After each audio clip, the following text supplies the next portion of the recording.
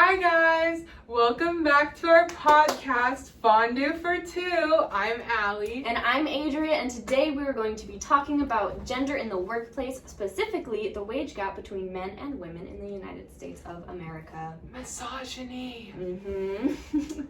So, to start the conversation, I actually was thinking about this before.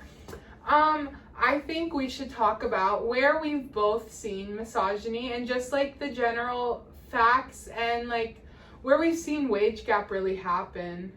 Okay. I personally used to work at Tropical Smoothie. I was there for 2 years. It was very funny because where I worked, they didn't keep people for very long, but the people who would move up, they were all guys. I had to have been there for 2 years before they offered me a supervisor position. It was actually wild. Yeah. Going off of that, I used to work in a very male-dominated field. First job was at a Nissan dealership, and we all know who works in car dealerships, and that is men. So, yeah.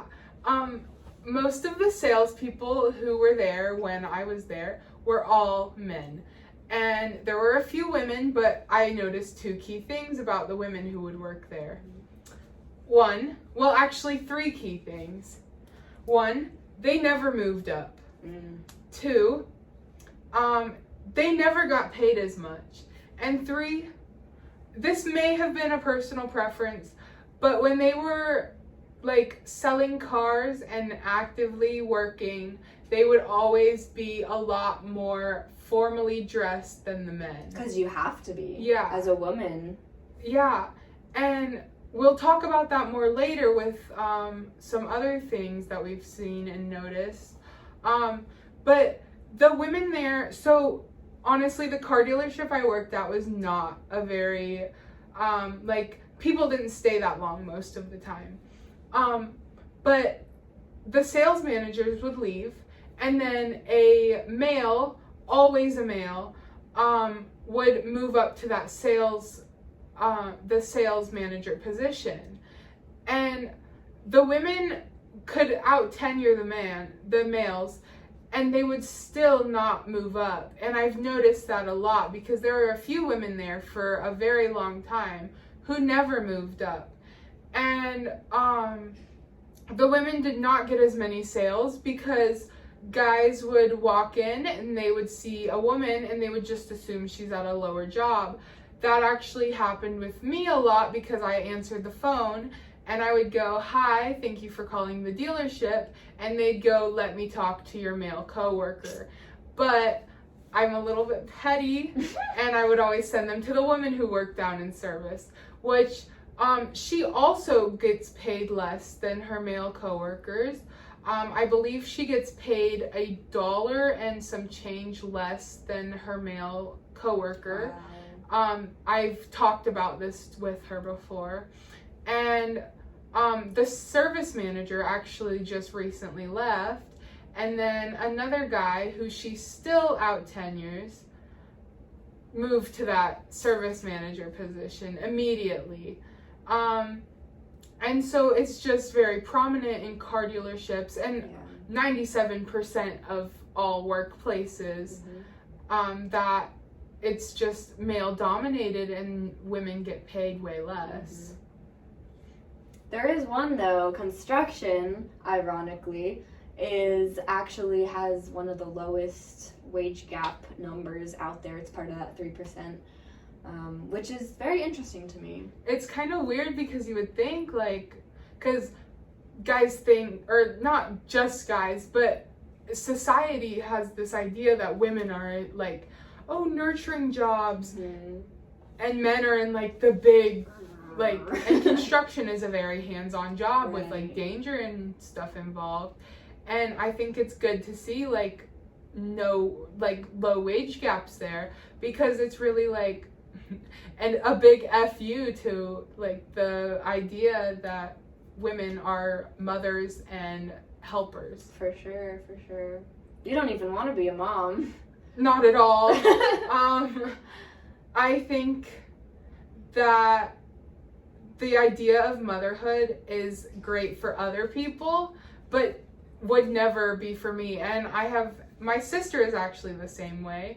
And my mom is very supportive of us both not wanting children and is basically like, F the patriarchy, like, you guys are going to be working women and you guys are going to make your own money and you guys are going to be rich on your own. And she's really ingrained that in my head since like day one, which is like, you do not have to rely on a man. And I thank her for that every day because I've grown to be independent and make my own choices and not just want to be on the motherhood path, which there is no problem with that.